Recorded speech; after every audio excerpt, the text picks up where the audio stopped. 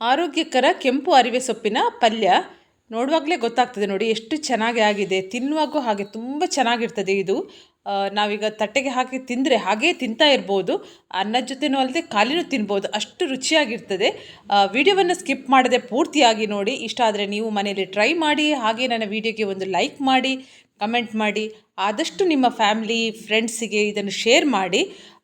ಯಾರಾದರೂ ಹೊಸಬರಾಗಿದ್ದಲ್ಲಿ ಪ್ಲೀಸ್ ನನ್ನ ಯೂಟ್ಯೂಬ್ ಚಾನಲ್ನ ಸಬ್ಸ್ಕ್ರೈಬ್ ಮಾಡಿ, ನನಗೆ ಸಪೋರ್ಟ್ ಮಾಡಿ.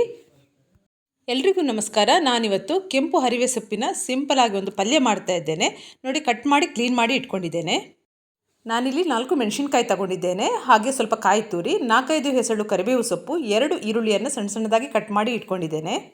1 ಸ್ಪೂನು ಉದ್ದಿನಬೇಳೆ, 2 ಸ್ಪೂನು ಕಡಲೆಬೇಳೆ ತಗೊಂಡಿದ್ದೇನೆ. ಈಗ ಬಾಣಲೆಗೆ ನಾನು ಕೊಬ್ಬರಿ ಎಣ್ಣೆ ಹಾಕ್ಕೊಳ್ತಾ ಇದ್ದೇನೆ. 1 ಸ್ಪೂನ್ ಸಾಸಿವೆ ಹಾಕ್ಕೊಳ್ತಾ ಇದ್ದೇನೆ. ಈಗ ಈ ಸಾಸಿವೆ ಚಟಪಟ ಅಂತ ಅಂದಿದ ತಕ್ಷಣ ನಾನಿಲ್ಲಿ ಉದ್ದಿನಬೇಳೆ ಹಾಕ್ಕೊಳ್ತಾ ಇದ್ದೇನೆ. ಹಾಗೆ ಕಡಲೆಬೇಳೆ ಹಾಕ್ಕೊಳ್ತಾ ಇದ್ದೇನೆ. ಇದನ್ನು ಈಗ ಸ್ವಲ್ಪ ಚೆನ್ನಾಗಿ ನಾವು ಫ್ರೈ ಮಾಡ್ಕೊಳ್ಬೇಕು. ಅದು ಸ್ವಲ್ಪ ಒಂದು ಬಣ್ಣ ಬದಲಾಗುವ ತನಕ ಅದನ್ನು ಫ್ರೈ ಮಾಡ್ಕೊಳ್ಬೇಕು. ಈಗ ನಾನು ಕರಿಬೇವು ಸೊಪ್ಪನ್ನು ಹಾಕ್ತಾ ಇದ್ದೇನೆ. ಕರಿಬೇವು ಸೊಪ್ಪನ್ನು ಕಡ್ಡಿ ಸಮೇತ ಹಾಕ್ಕೊಂಡಿದ್ದೇನೆ. ಕಟ್ ಮಾಡಿ ಇಟ್ಕೊಂಡಿರುವ ಈರುಳ್ಳಿ ಹಾಕ್ತಾ ಇದ್ದೇನೆ. ಇದನ್ನು ಸ್ವಲ್ಪ ಈಗ ನಾವು ಫ್ರೈ ಮಾಡ್ಕೊಳ್ಬೇಕು ಚೆನ್ನಾಗಿ. ಈ ಥರ ಒಂದು ಪಲ್ಯ ಮಾಡಿದರೆ ತುಂಬ ಚೆನ್ನಾಗಿರ್ತದೆ. ಎಲ್ಲರೂ ಇಷ್ಟಪಡುವಂಥ ಒಂದು ಪಲ್ಯ ಇದು. ಈಗ ನಾನು ಕಟ್ ಮಾಡಿ ಇಟ್ಕೊಂಡಿರುವಂಥ ಹಸಿಮೆಣಸಿನ್ಕಾಯನ್ನು ಹಾಕ್ತಾ ಇದ್ದೇನೆ. ಈಗ ಇದನ್ನು ಚೆನ್ನಾಗಿ ನಾವು ಫ್ರೈ ಮಾಡ್ಕೊಳ್ಬೇಕು. ನೋಡಿ, ಕಡಲೆಬೇಳೆ ಮತ್ತು ಈ ಉದ್ದಿನಬೇಳೆ ಹಾಕ್ತೇವಲ್ಲ, ಪಲ್ಯಕ್ಕೆ ಒಂದು ಒಳ್ಳೆ ರುಚಿಯನ್ನು ಕೊಡ್ತದೆ. ಸ್ವಲ್ಪ ಫ್ರೈ ಆಗಬೇಕು ನೋಡಿ. ಎಣ್ಣೆಯಲ್ಲಿ ಚೆನ್ನಾಗಿದು ಫ್ರೈ ಆಗಿದೆ. ನಾವು ಕೊಬ್ಬರಿ ಎಣ್ಣೆ ಯೂಸ್ ಮಾಡೋದು ಒಳ್ಳೆ ಪರಿಮಳವನ್ನು ಕೊಡ್ತದೆ ನೋಡಿ. ಈಗ ಚೆನ್ನಾಗಿದು ಫ್ರೈ ಆಗಿದೆ. ಫ್ರೈ ಆದದ್ದು ಸಾಕು. ಈಗ ನಾನು ಕ್ಲೀನ್ ಮಾಡಿ ಇಟ್ಕೊಂಡಿರುವಂಥ ಅರಿವೆ ಸೊಪ್ಪನ್ನು ಹಾಕ್ತಾ ಇದ್ದೇನೆ.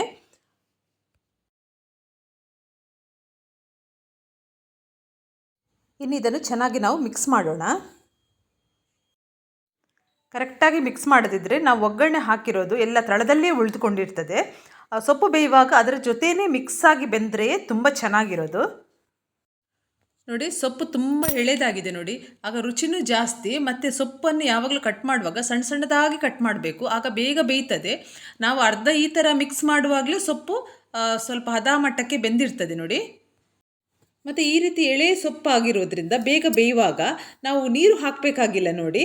ಯಾಕಂದರೆ ನೀರು ಹಾಕದೆ ಯಾವಾಗಲೂ ಸೊಪ್ಪು ಪಲ್ಯ ಮಾಡಿದರೆ ಅದಕ್ಕೊಂದು ರುಚಿಯೇ ಬೇರೆ, ಅಷ್ಟು ಚೆನ್ನಾಗಿರ್ತದೆ. ಈಗ ನಾವು ರುಚಿಗೆ ತಕ್ಕಷ್ಟು ಉಪ್ಪನ್ನು ಹಾಕ್ಕೊಳ್ಳುವ. ಇದನ್ನು ಚೆನ್ನಾಗಿ ಮಿಕ್ಸ್ ಮಾಡುವ. ಪಲ್ಯಕ್ಕೆಲ್ಲ ಯಾವಾಗಲೂ ಉಪ್ಪು ಕೂಡ ಜಾಸ್ತಿ ಆಗಬಾರ್ದು, ಅಷ್ಟೊಂದು ಚೆನ್ನಾಗಿ ಇರುವುದಿಲ್ಲ.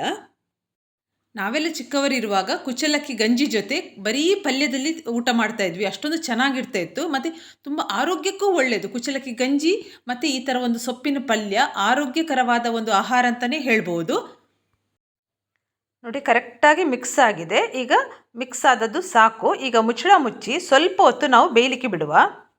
ಈಗ ಬೇಯ್ತಾ ಉಂಟ ನೋಡುವ. ನೋಡಿ, ಎಷ್ಟು ಚೆನ್ನಾಗಿ ಬೇಯ್ತಾ ಉಂಟು ನೋಡಿ. ಒಂದು ಸ್ವಲ್ಪ ಕೂಡ ನೀರು ಹಾಕಲಿಲ್ಲ, ಆದರೂ ಎಷ್ಟು ನೀರು ಬಿಟ್ಟಿದೆ ನೋಡಿ.